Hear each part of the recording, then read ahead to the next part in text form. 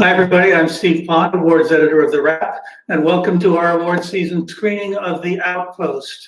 We're going to start by showing the trailer to the movie, and then I'll have a conversation with director Rod Lurie, actor Scott Eastwood, and singer-songwriter Rita Wilson. To our audience, please participate in the live chat of the stream and share your thoughts about the film. So before we introduce our guests, here's the trailer for The Outpost. Do you remember what happened? When? During the battle.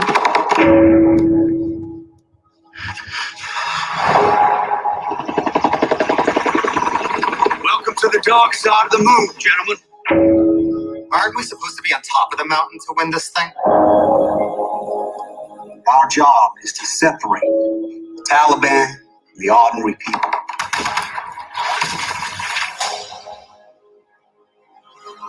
How do we do our jobs? Stay safe. Respect keeps us safe. I wouldn't trade this for anything. Look at us, band of brothers. Keep me encouraging, baby. Trust me, babe, I quit. I love you. You're gonna win by getting their hearts and minds. We want their hearts and minds, and they want our blood and guts. Sorry, pal. That's life at Camp Keating. Every time they take a pot shot at us, they're figuring us out. When the big one comes, I'll just dialed in. The Taliban's not here! It's the big one. Saddle up! Everybody fall back. Enemy in the wire. I'll hang back and provide cover. We need to retake this camp. We don't have any air support, the manpower. Our men are trapped up there. Our ammo depot is 40 yards away. There's everything we need to stay in this fight. Let me do this, sir.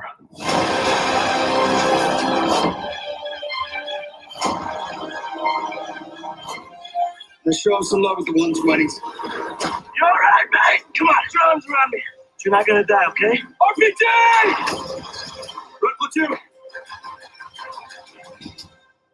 We're taking this pitch back.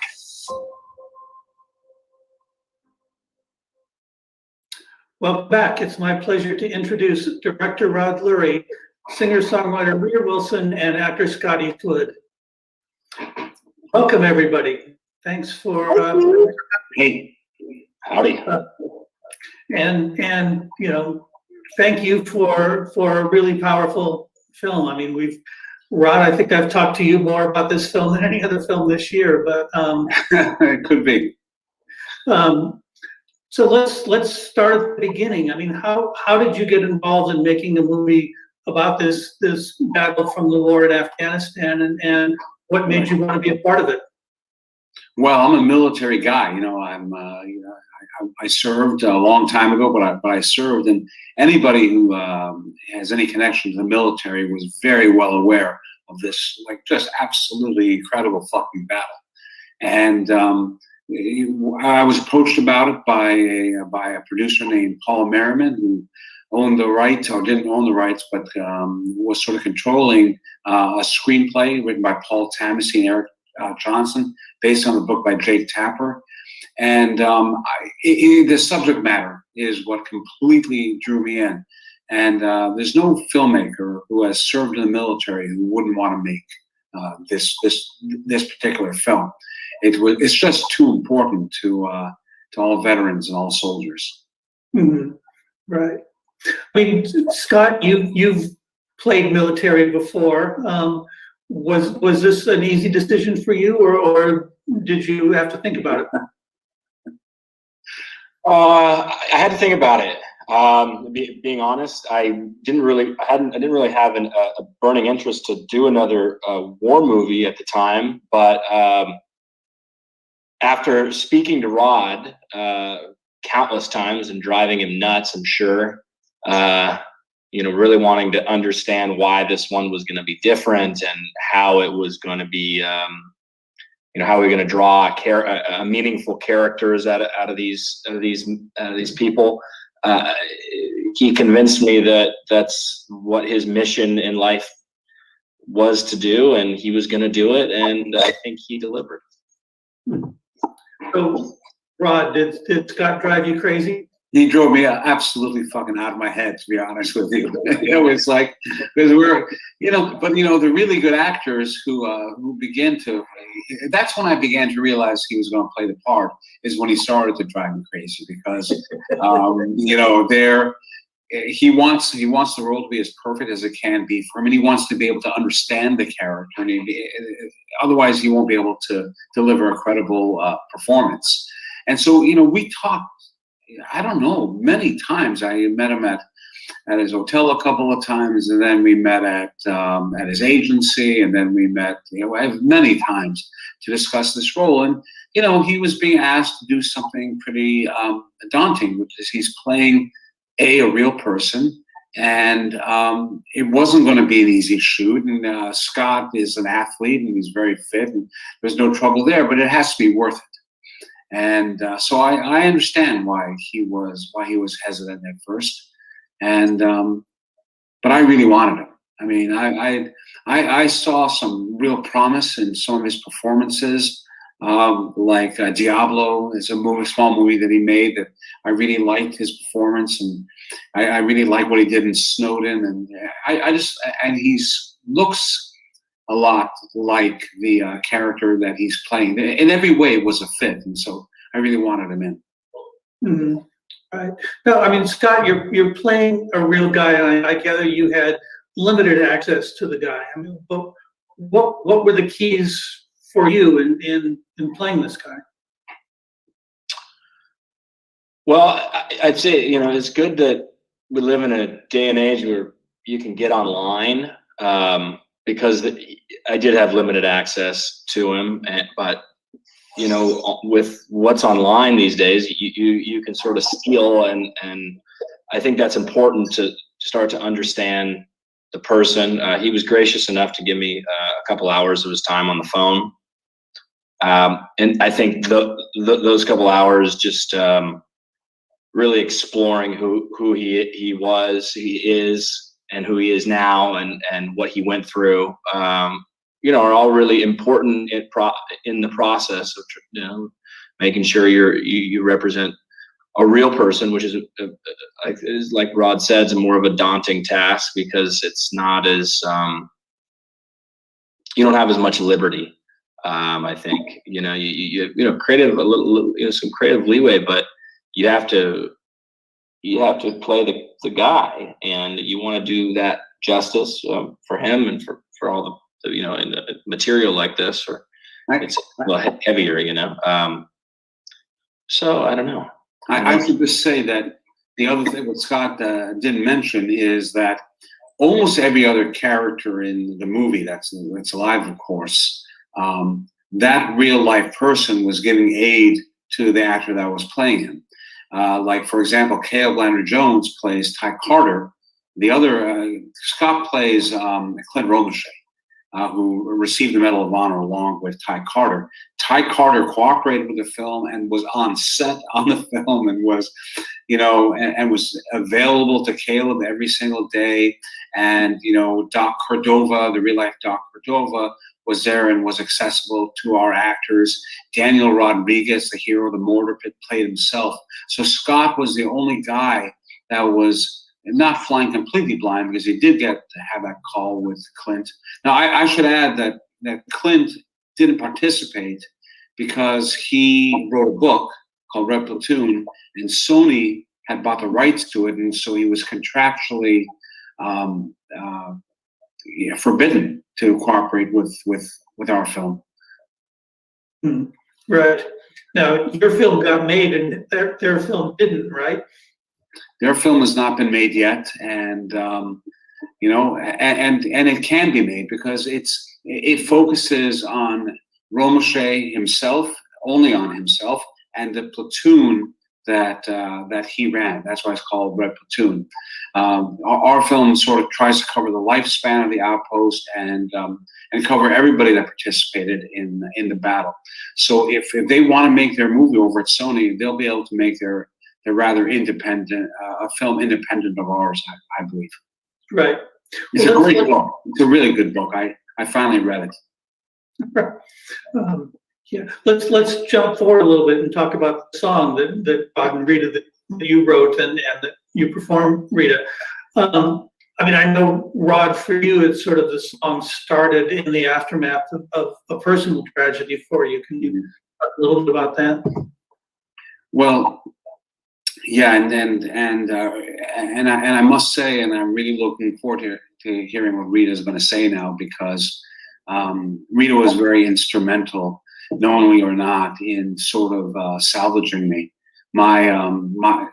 As you alluded to, my son Hunter, while we were in pre-production, he did pass away from a blood clot, and it was a massively tragic event in my life, obviously. But it was also, at the same time, in an odd way, very galvanizing to the production. And I don't know what I would do without my crew and without Scott and Orlando and the actors who really just, I mean, could not have. They all kept me alive, you know, all these guys, by putting in so much love and effort into this production. And I have to think part of that was fueled by this loss, which also reminded us of the loss of the men who died in this battle. They were the same age as Hunter. And when Hunter passed away, on the flight back to Bulgaria to shoot the film, I began writing this song or poem or whatever you want to call it. It took me 10 hours. When I was done, I landed, I sang it into my iPhone, and I sent it to Larry Groupé, my longtime composer, who put it to music. And then one of the producers on the film said, "Have you ever heard the music of Rita Wilson?" And I said, "The music of Rita Wilson?" I said, I love her from My Big Fat Greek Wedding and from Volunteers. I know it from there. And then I began listening to her music, and it was like, you know, there was this quality to it. She reminded me of who's the gal who sang in Magnolia that got saved, Amy Mann. She reminded me of Amy Mann. And I was just so blown away. And so we contacted her, and I let Rita take over from there. Well, it was like getting I don't even remember how the email came in or something like that, because I didn't know Rod, and I didn't know Larry Groupé, the composer. And this kind of request came in if I'd be interested in singing to the end credits of this song, this movie called The Outpost. And I heard what was a very basic sort of just a guitar and a guide vocal. And Rod and I got on the phone, we started talking about it, because he sent it to me with some film clips of how he was proposing where it would go at the end of the movie over certain credits. And it just, it took my breath away, really. And then, of course, Rod shared with me the awful tragedy of losing Hunter, which I think is any parent's really worst nightmare. So we talked a lot about the lyrics and things that I felt would perhaps be completing the picture of what was already there from a female point of view, but also just from a story point of view. I mean, I think we're all storytellers, and we try to see how we can best tell the story that we're going to tell. What I think is so crazy, and I don't even know if you know this, Rod, but the very first song I ever wrote for a movie was one where Scott and I starred in it, and I played his mom. It was called Dawn Patrol. And it was such a dark movie. It was so crazy, but I co-wrote the song with Matt Nathanson, who is a wonderful singer-songwriter. And so, Scott, you have the distinction of being like the first song I've ever written for a movie, and so far, the most recent, which we could say the last song ever written for a movie. So you're my good luck charm or something, I guess. Well, you know, one of the things I wanted to say too about the song, Steve, is that you know, the way when people go through tragedy and they talk about it, and they talk about it in a way that is very straightforward and very matter of fact. And that's how Rod was sort of telling me his experience, and even the way he's explained it today. My approach, or what came to mind, was to sing this song. I didn't want it to be something that felt anything other than just real. And it was a balance of not wanting to overdo anything and just maintain the simplicity of what parents might say if they were going to be telling this story. And it also felt like, because the movie has so many men in it, and it's a very a story that focuses on this particular battle of Kamdesh, the male sort of group.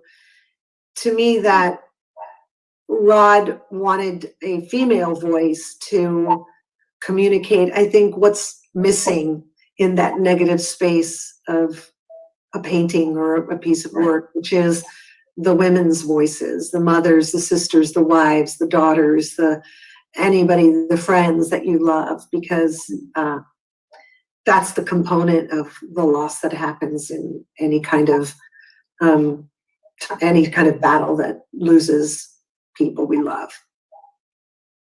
Well, Rod, why did you want a female voice there at the end? Because as Rita said, it is a very male movie. It's a really male movie, and in fact, in fact, we had a couple of volunteers to sing the song that were, in one case, a band that's one of the most popular bands in the world, and I was really set on having a woman's voice, and the more melodic and saintly or motherly, in a way, the better. I don't mean maternally. I mean like just a sort of a soft caress of a voice was really important to me, and it was really important that we get a woman into the film somehow, even if just for the trailer, and like, so there is a scene with a woman at the end of the movie. Scott's on the phone with a woman, so we hear a female voice, and actually, I think, Scott, that it's a woman's, I know that it's a woman's voice who responds to you when you speak to the helicopters that are rescuing the base. But I realized halfway through shooting that that it's important to give some femininity to the film, or a female aura, and so that's why I wrote that. I personally wrote that last scene in the middle of shooting, and we found a day to shoot it, or an afternoon to shoot it. The other thing too that I think is so interesting is that in so many cultures in the world, including some parts of America, music has always been used as a way to grieve. To me, that's because there's a connection between music and the way it hits your body, and the way you hear it, and the way it resonates in your own heart. It allows us sometimes to have the emotions, and it says for us what we can't say for ourselves when we're in the process of grieving. So I loved that.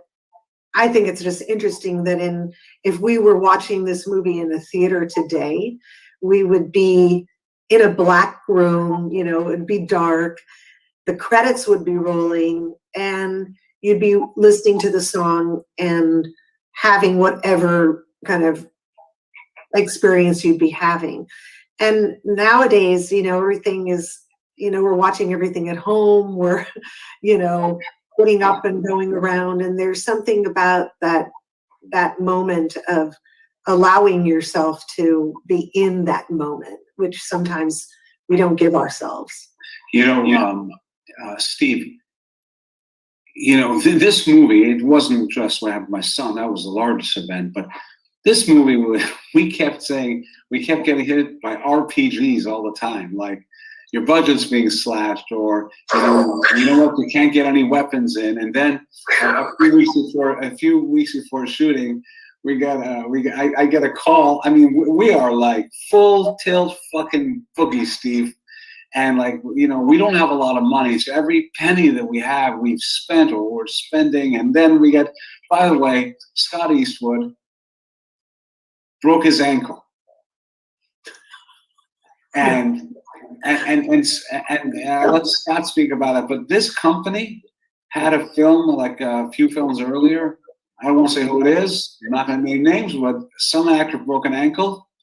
And that shut everything down. And they were delayed for months and months and months. And when that actor came back, he still wasn't quite able to, to do anything remotely athletic and so on. And so they were like really stressed.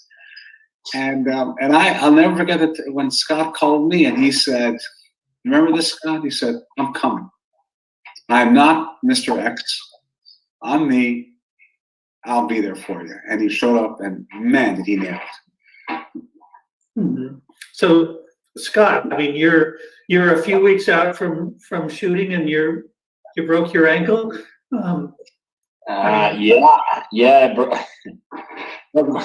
I had almost emergency surgery on my ankle, 2 screws, and then I asked the doctor, right when I woke up, I'm still probably woozy, and I said, how long until I can put pressure on it and stand on it? And he said 8 weeks. And the movie at that point had pushed, but there was we were only 5 weeks. It was supposed to start shooting in 5 weeks. And, when everyone was calling me and everyone was panicked, I'm sure, and calling, wanting to know what the doctor said. I said, no, the doctor said 5 weeks, I'll be fine. So I lied. I wasn't really sure. So that's going to be tough, but I'll figure it out. And we figured it out.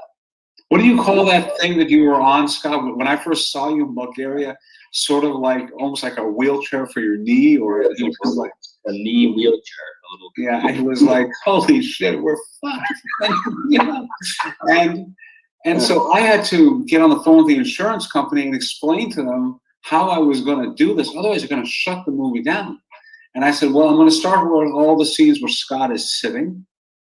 And then I'll do the scenes where Scott is standing. And then I'll do the scenes where Scott walks like 3 steps.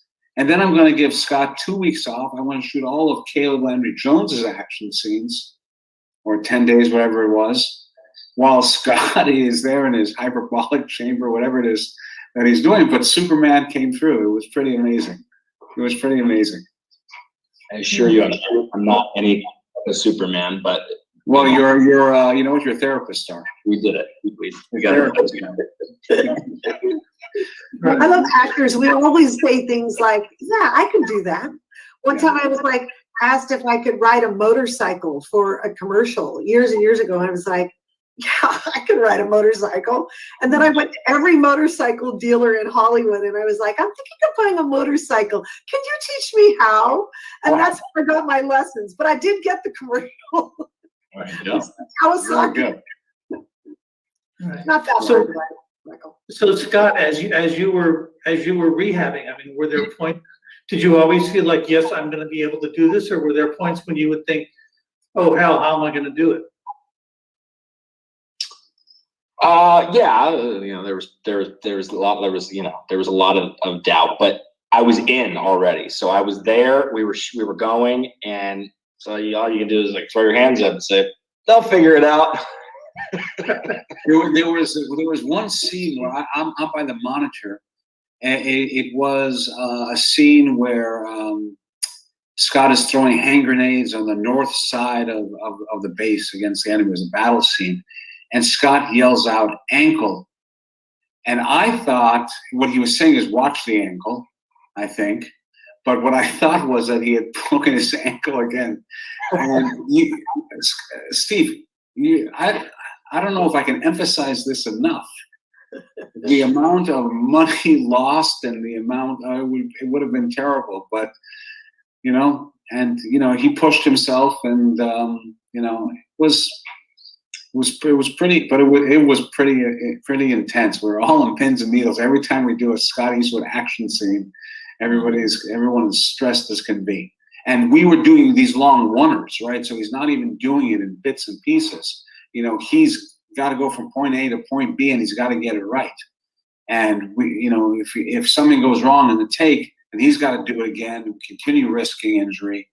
So it's like the end of a football game. If you're way ahead, you want to take your QB out, right? You don't want him to get injured. So every opportunity I could would be to, not force him to do things Right. that we need to do. But it wasn't like, you're in a nice, cozy little set where you're walking from point A to point B. I mean, you're like, it's as intense as it could possibly be. You're running, there's rocks, you have to duck down, you have to get back up, it's not like, you're in your slippers going across the bedroom floor.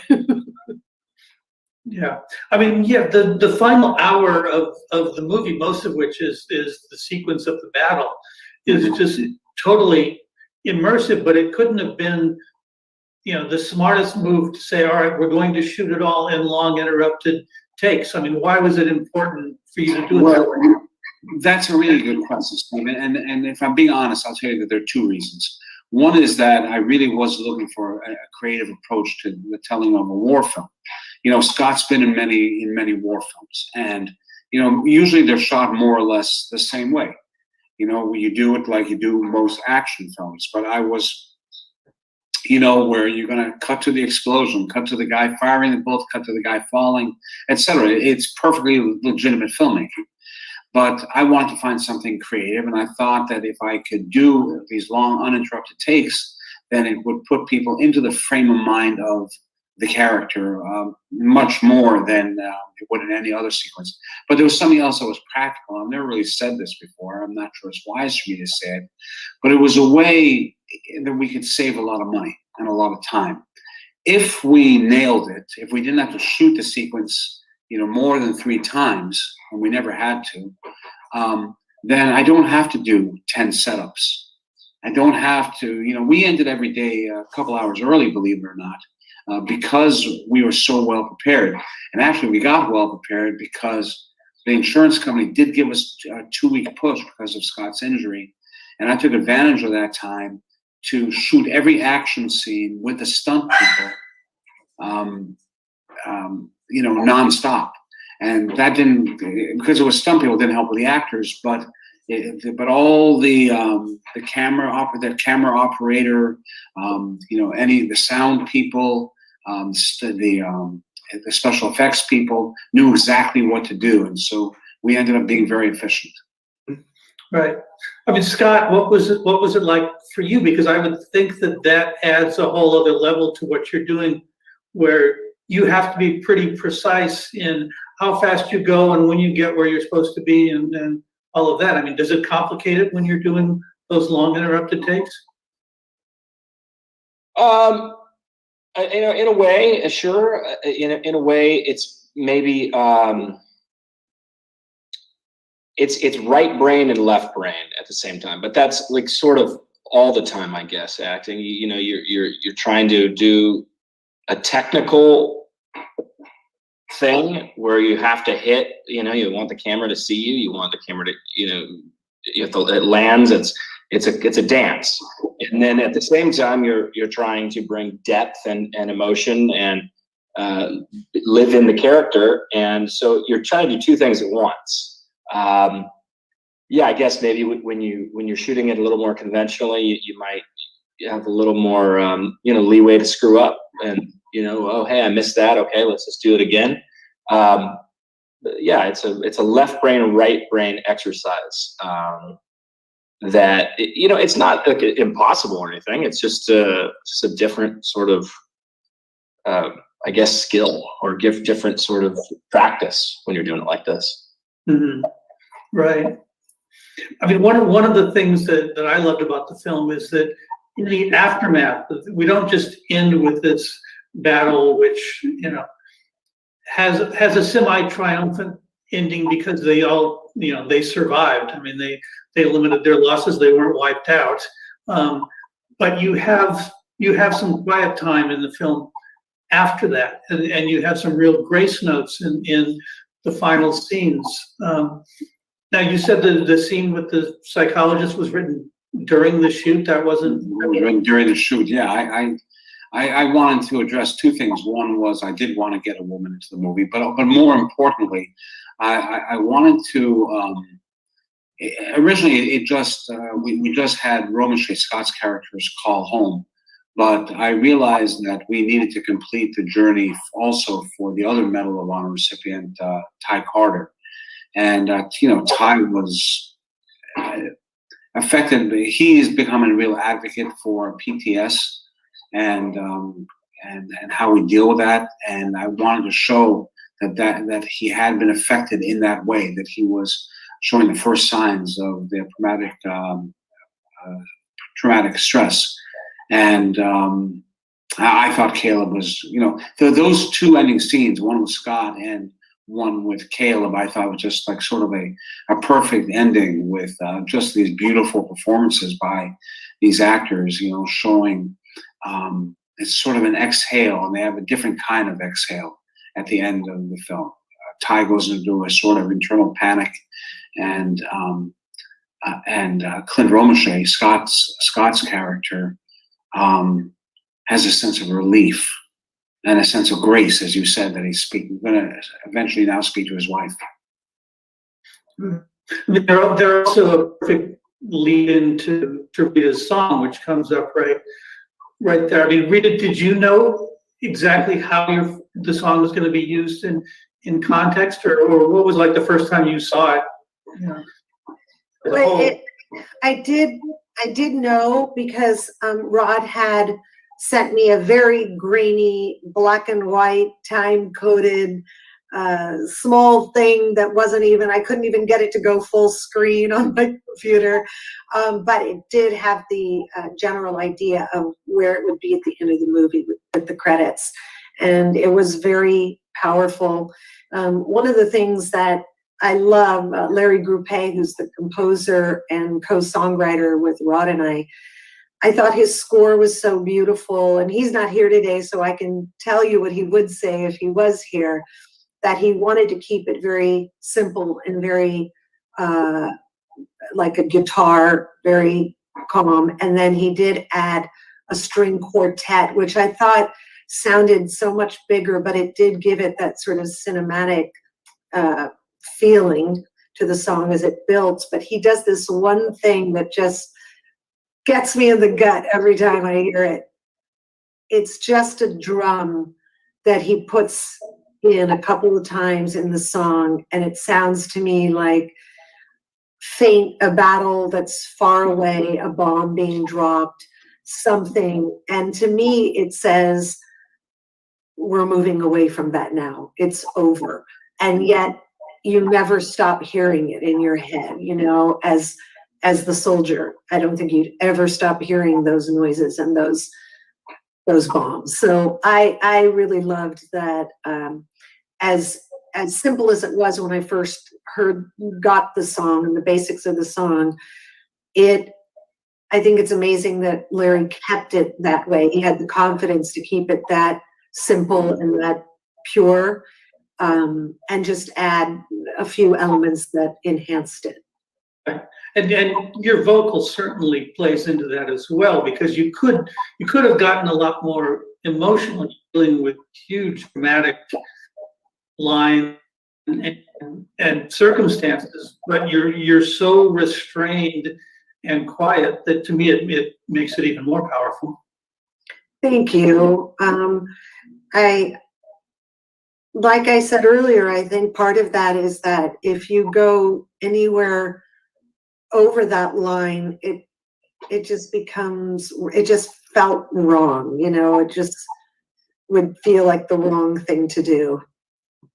It just felt like a true conversation you're trying to have with somebody, except this conversation happens to be a monologue and you're singing it as opposed to speaking it. And sometimes I think being an actor is helpful when you're interpreting how a song should be performed in a way. I should have asked Scott if he knew how to sing. Do you know how to sing, Scott? I mean, I don't believe him. I bet he can. no way. Okay.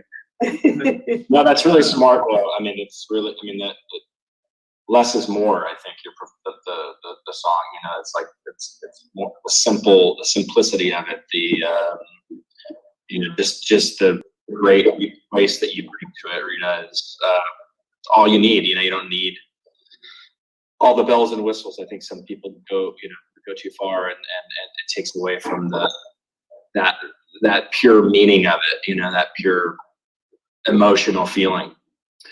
You know, Steve, when I was in a studio in Burbank while Rita is in Greece, and she's singing the song for the first time, and I'm with the producers on our end, and so she does a take, and Larry and his producer, they're, you know, yapping about technical stuff. I don't even know what they're talking about. And in the meantime, I'm crying, you know, because it reminds me of Hunter. And I had that experience throughout this entire film, like when the shoot was over, or when we put his dedication on the film, and I wouldn't even look at it until the film was finished. And so, you know, Scott knows. He was there with us, and I'll tell you this. People have heard me interview before, have heard me talk about my son before, and I know that, you know, there he goes again. You know, he's talking about the kid again. You know, and like, enough already. You know, it's, get over it. It's that sort of thing. But you know what? I don't care. I don't give a fuck. You know, I wrote this song initially, and put this dedication on. And they say, and this applies to the men of the battle of Kamdesh, Steve, who died in that battle, and all those soldiers who have died in our wars. And that is that, you know, people die twice. You know, once when they leave this earth, and the second time when the last person ever speaks their name. And it is my mission, that's me personally, that my son's name will always be spoken. And so if people tire of me talking about it, I get it, I understand. Sorry about that, too bad. You know, that, you know, it's my boy, and I'm really, really proud of this film. I will never, for the rest of my life, as I told you once, Steve, do anything as important ever again. And the two people that are on this interview with me, they may long forget about me after we stop working together, but I will never forget them and everything that they did to help me, even though they don't realize how much it was, how much they helped me in this horrible situation of my life. Yeah, well, I mean, as a father of a son who is Hunter's age and was friends with Hunter, get over it is just not something that would even, you know. Well, nobody has said that. I might get tired of me talking about it so much. So I get it, but this is, I don't know what I would do, you know, honestly, Steve, if I didn't have a movie to go and make. I don't, if I'm just left with myself, you know. It's it was really pretty bad, and you know, but the other thing that really kept everybody going on the set, and I think Scott can confirm this, is that we had Ty Carter on the set, we had Doc Cordova on the set, we had on the set Stoney Portis, who was the commander of that unit. We had Daniel Rodriguez, who was there. Hank Hughes, who had been on that base. He plays Brad Larson. And nobody on that set was going to wimp out at any point when those people were around. That, you know, whatever our problems are, if we're hungry, I need a break, you know, whatever, the stuff that you hear, not from people like Scott, I can tell you that, but from others, nobody was going to give us that shit on this set. There were people who had been through too much in their lives on that set. We shot the production budget on this movie, production budget, I promise you it was about the cost of the catering on like an Avengers film. And then that's not a joke. It's not. Well, Scott can relate to this on a Fast and Furious film, you know. That's funny. It's absolutely, and I don't mean that as hyperbole. You had 32 days. Nobody, everybody. I mean, I don't know. It's certainly for a movie that I've made. It's the movie where the most people came. You know, they really came to make a great film, as good as they could make it, despite how I might screw it up. I mean, Scott, was that the feeling on the set? Yeah, it's really great. You know, it's because the movie business is so weird, right? It's like it's this juggling act of art and commerce, right? And you need both because if you don't have, if things don't make money, then no one wants to make movies. And if you don't have art, then you don't have artists, and you can only make so many of these things that don't have any meaning, or and when you tell these great stories, no matter what they are, and a lot of times they're true stories, it's really powerful to have everybody come together and go, we're going to give everything we have for this 2 months, 3 months, whatever it is, and we're just going to do these people on, or whatever the story is, and tell this story. And that's like the most beautiful thing about the film business. That's when it's the most pure, and that's it's just really great. It's great to see. Mm-hmm. Well, on that note, I think we should wrap it up. But congratulations on a really powerful film. I mean, Rod, I think you did the men of Camdish proud, and thank you. And you did it proud for Hunter too. So thank you very much, and all the people that worked on the film. Yeah. I'm telling you, I'll never have that experience again, and that's too bad. But I want to try. Thanks to everybody out there for joining us today. It was great to have you all. Be sure to take advantage of our free trial TheWrap Pro to learn about upcoming wrap screenings and events, or you can check our screenings page at screenings.thewrap.com.